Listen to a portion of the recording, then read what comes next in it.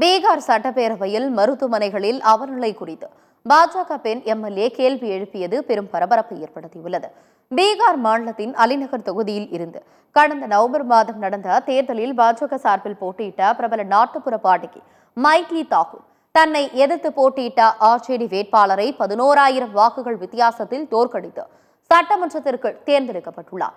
25 வயதேயான இவர் பீகார் சட்டப்பேரவையின் மிக இளம் வயது எம்எல்ஏ என்ற பெருமையை பெற்றவர்.